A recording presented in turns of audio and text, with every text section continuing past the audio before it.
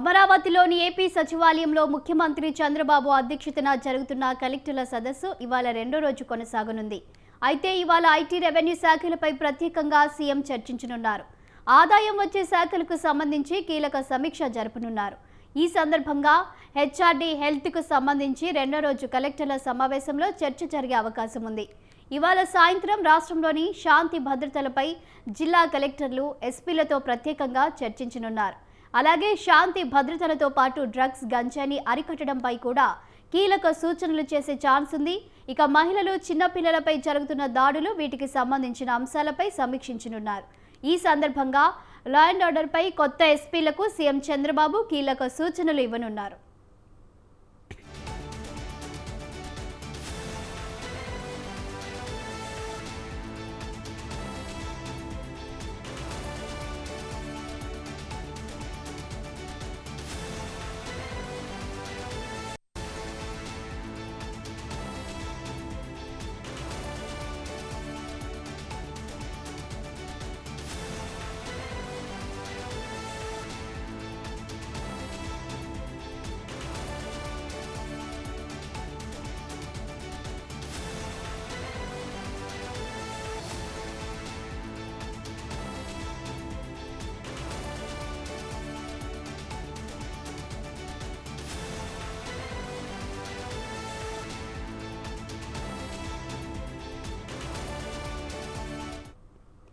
నిన్న ప్రారంభమైన కలెక్టర్ల సమావేశంలో సీఎం చంద్రబాబు పలు శాఖలపై సమీక్షించారు.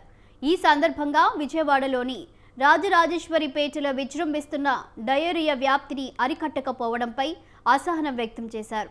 ఆర్ఆర్పేట ఇష్యూ మానవ తప్పిదమన్న ఆయన రాజరాజేశ్వరిపేటలో డయేరియా కట్టడిలో అధికారులు వైఫల్యం చెందారన్నారు. అలాగే గుంటూరు జిల్లా తురకపాలెం ఘటనను కేస్ స్టడీగా తీసుకోవాలని సూచించారు. అధికారులు ఎప్పటికప్పుడు అప్రమత్తంగా ఉండాలన్నారు. ఇక అసంపూర్తిగా ఉన్న మెడికల్ కాలేజీల నిర్మాణంపై పీపీపీ పద్ధతిలోనే ముందుకు పోతామని స్పష్టం చేశారు. దీనిపై పూర్తి సమాచారం మా కరెస్పాండెంట్ సంతోష్ అందిస్తారు. Santosh. Good morning Shalini.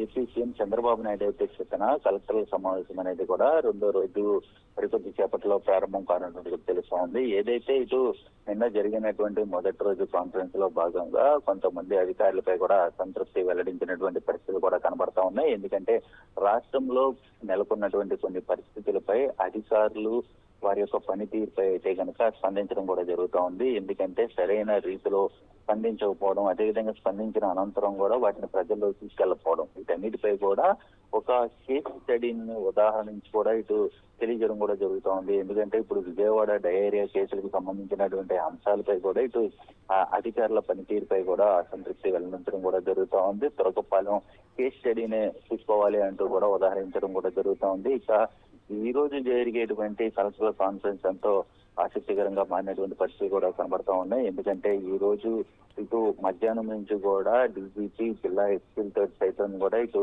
CM Chandrababu Naidu అయితే కాన్ఫరెన్స్ సమావేశంలో ఉద్దేశించి మాట్లాడనున్నది కూడా తెలుస్తా ఉంది.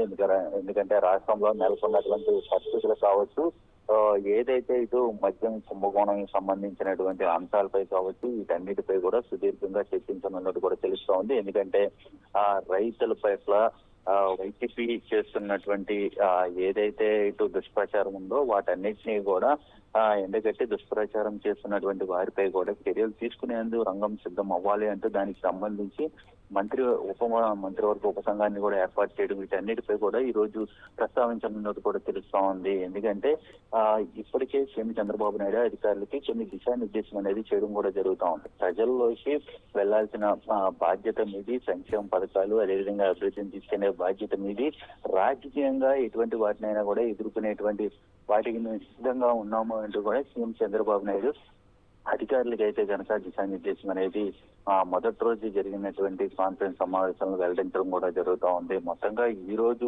చూసుకున్నట్లయితే కనుక సీఎం చంద్రబాబు నాయుడు ఆదాయార్జనకు సంబంధించినటువంటి అంశాలతో పాటు ఏదైతే ఇటు CM Chandrababu Naidu Swachh Andhra circular economy, IT ఇటువంటి శాఖలపై అయితే కనుక సమీక్ష వస్తున్నది కూడా తెలుస్తా ఉంది. మొత్తంగా చూసుకున్నట్లయితే కనుక ఇటు ఇప్పటికే P4 విధానాన్ని సీఎం చంద్రబాబు నాయుడు మొదటి రోజు వివరించినటువంటి నేపథ్యంలోనే దాని బాధ్యత అనేది కూడా అధికారులదే ఉందంటూ కూడా ఇటు మొదటి రోజు కలెక్టర్ సమావేశంలో తెలియజేయడం కూడా జరుగుతుంది. ఇక ఈ రోజు కూడా ఇటు జిల్లా ఎస్పీల తోటి అదే విధంగా డీజీపీ తోటి కొన్ని కీలకమైనటువంటి వ్యాఖ్యలు చేసే అవకాశాలు ఎక్కువగా కనబడతా ఉన్నాయి. ఎందుకంటే గతంలో వివేక హత్య కేసును గుండెపోటుగా చిత్రీకరించినటువంటి పరిస్థితులు కావచ్చు, ఏదైతే ఎన్నికల నేపథ్యంలో గులకరాయి సంబంధించినటువంటి అంశాలు కావచ్చు, వీటన్నిటిని కూడా కేస్ స్టడీగా చూసుకొని ఇటు రాబోయే పరిస్థితులను ఎదుర్కొనే విధంగా కూడా అధికారులు ఉండాలి, ఐపీఎస్ అధికారులు ఉండాలి అంటూ కూడా సీఎం చంద్రబాబు నాయుడు ఈ రోజు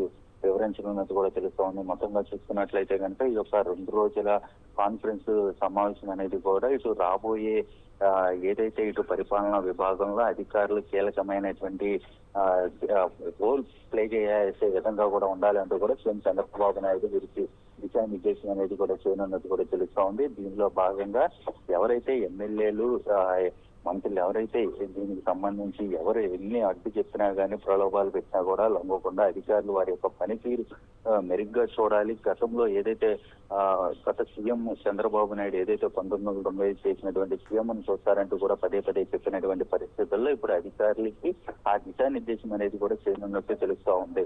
ఛాలెంజ్ అయితే సంతోష్, ఇక్కడ చూసినట్లయితే ఇక ముఖ్యంగా రాష్ట్రంలో రెవెన్యూ శాఖపై, ఎందుకంటే ఇది ప్రజలకు ఎక్కువగా సేవలు అందించే రెవెన్యూ శాఖ కనుక మరి దీనికి సంబంధించి ఏ విధంగా చర్చించనున్నారు సీఎం?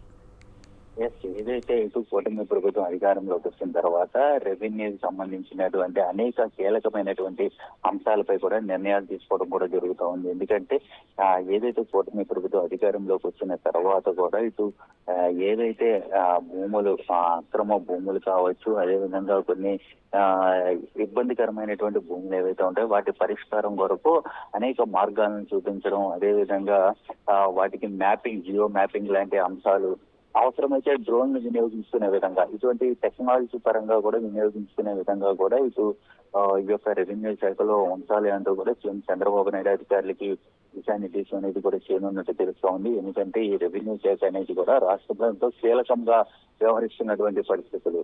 ఎందుకంటే ఇటు రైతులు పట్టా పాస్బుక్ కావచ్చు, అనేక అంశాలు కావచ్చు, వీటన్నిటిపై కూడా ఇటు రెవెన్యూ ఎంతో కీలకమైనటువంటి పరిస్థితులు కూడా ఈ రోజు ఆదాయార్జన అనేది కూడా ఒక వనరుగా ఉన్నటువంటి నేపథ్యంలోనే ఇటు ప్రజలకి అదేవిధంగా ప్రభుత్వానికి ఎటువంటి ఇబ్బందికరమైనటువంటి వాతావరణం లేకుండా చక్కని కమ్యూనికేషన్స్ తోటి ముందుకెళ్లే విధంగా, అదేవిధంగా రాష్ట్రానికి ఆదాయార్జన తీసుకొచ్చే విధంగా కూడా ఇటు రెవెన్యూ శాఖ కీలక పాత్ర పోషిస్తున్నటువంటి పరిస్థితుల్లో వీరిపై కూడా ఇటు ఈ యొక్క ఏదైతే సీఎం చంద్రబాబు నాయుడు వీటన్నిటినీ కూడా ఇటు అధికారులకు వివరించినందుకు కూడా తెలుస్తా ఉంది. ముఖ్యంగా హెల్త్కి సంబంధించి కూడా ఇవాళ కలెక్టర్లతో సమావేశంలో మరి చర్చ జరిగే అవకాశం ఉన్న నేపథ్యంలో ఇప్పటికే మరి ఏపీలో ఆరోగ్యశ్రీ సేవలు బంద్ అని కూడా మనం వార్తలు వింటున్నాం. మరి దీనిపై ఎలాంటి నిర్ణయం తీసుకునే అవకాశం ఉందంటారు? ఏదైతే ఈ రోజు ఆరోగ్యశ్రీ సేవలు నిలిపివేస్తున్నటువంటి నేపథ్యంలో ఆశా సంబంధించినటువంటి హాస్పిటల్స్, నెట్వర్క్ హాస్పిటల్స్ ఏవైతే ఉన్నాయో ఈ రోజు బకాయిలు చెల్లించలేదు, అంటే దాదాపు 2,500 కోట్ల రూపాయలు బకాయిలు చెల్లించలేదు అంటూ కూడా ఓపీ సేవలు నిలిచివేయడం కూడా జరుగుతూ ఉన్నటువంటి నేపథ్యంలోనే ఈ రోజు మంత్రి సత్యకుమార్ యాదవ్ అధ్యక్షతన అయితే కనుక ఈ రోజు అధికారులకి సీఎం చంద్రబాబు నాయుడు అయితే దిశానిర్దేశం అనేది చేయనున్నట్టు కూడా తెలుస్తా ఉంది. ఎందుకంటే ప్రజల్లోకి వైద్య సేవలు ఆయుష్మాన్ భారత్ తోటి, ఆయుష్మాన్ భారత్ మధ్యలో భాగంగా ఏదైతే కేంద్రం చేపట్టినటువంటి ఆయుష్మాన్ భారత్, అదేవిధంగా రాష్ట్రంలో ఇస్తున్నటువంటి కన్సెషన్స్, ఈ 2 భాగాలు ఇటు ప్రభుత్వాన్ని ఏదైతే ఇటు హాస్పిటల్స్ కి ఏ విధంగా పనిచేస్తున్నాయి వీటన్నిటిపై కూడా ఇటు దిశానిర్దేశం అనేది సీఎం చంద్రబాబు నాయుడు వివరించనున్నట్టు కూడా తెలుస్తా ఉంది. అంతేకాకుండా ఇటు ఇప్పటికే కేసులు డయేరియా విజయవాడలో చూసుకున్నట్లయితే కనుక డయేరియా కేసులు నమోదవుతున్నటువంటి నేపథ్యంలో వాటి తగ్గుముఖం పట్టుతున్నా కానీ ఇది ప్రజల్లోకి ఎందుకు తీసుకెళ్లకపోతుంది? ఇప్పటికే దాదాపు 200 మంది డిశ్చార్జ్ అయ్యారు. వీటన్నిటిని కూడా ప్రజల్లోకి తీసుకెళ్లకపోవడం, దానికి సంబంధించి ఇటు వైసీపీ పార్టీ సైతం దుష్ప్రచారం చేస్తున్నటువంటి పరిస్థితులు, వీటన్నిటిని కూడా ఎదుర్కొనే విధంగా అధికారులు సిద్ధంగా ఉండాలి. ఎందుకంటే మారుతున్నటువంటి వాతావరణం అనుగుణంగా కూడా ఇటు అధికారులు పనిచేయాలి. ఎందుకంటే అధికారులు ప్రజలకు అందుబాటులో ఉండే విధంగా, ఎందుకంటే ఇటు శానిటేషన్ దగ్గర నుంచి కూడా అనేక విధాలుగా కూడా ఇటు పనిచేసే విధంగా ఇటు వైద్య ఆరోగ్య శాఖ అనేది కూడా ఉండాలి అంటూ కూడా వారి యొక్క పనితీరు మెరుగ్గా కనబర్చేలాగా ఇటు మెరుగుపడాలి అంటూ సీఎం చంద్రబాబు నాయుడు కొంత అయితే కనుక అధికారులకి వివరించడం కూడా తెలుస్తూ ఉంది. Right, thank you Santosh.